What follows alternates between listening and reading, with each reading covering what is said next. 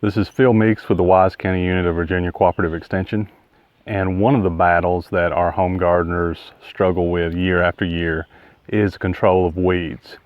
And so today I wanted to talk to you about 5 weeds that you may encounter in your garden that if you can't beat them, maybe you can find another use for them. These are all 5 weeds that are edible, and we'll talk about those right now. This plant underneath the cucumbers, this is Purslane. Looks similar to a jade plant. It's fairly succulent, and this is one of my favorite wild edibles.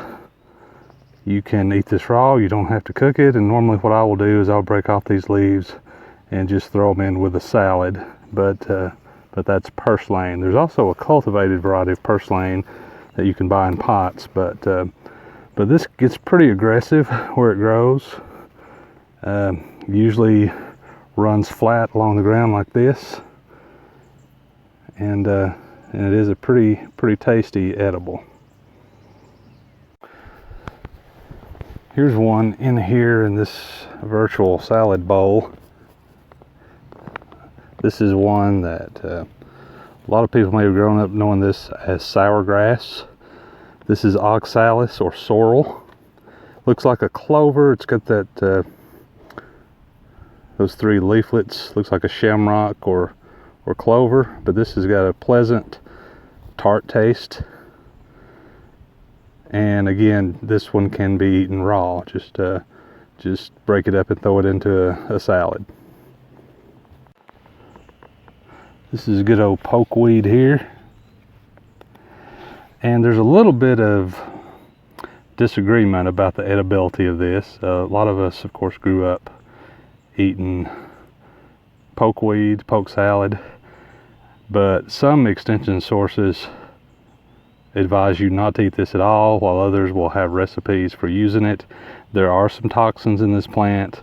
They're all throughout the plant, but they're most pronounced in the root and in the seeds. But I would avoid eating this after it gets too mature if you're going to choose to eat this at all. Shaped leaves that you see here, that's a species of violet, and all the violets are edible. All parts of the violet are edible, so you can eat the blooms, you can also eat the leaves, and you can eat those raw, so you don't have to cook those as a green. This plant is in the nightshade family along with potatoes, tomatoes, peppers, and like a lot of the nightshades, it can be poisonous. This will get a dangling fruit on it in a little lantern, a little husk. This is called husk tomato or ground cherry. And that unripe fruit is poisonous, but it will fall off while it's still ripening. It'll continue to ripen on the ground. And the fruit, once it's ripe, it does have a pleasant sweet flavor and can be eaten raw or can be put into jams or jellies.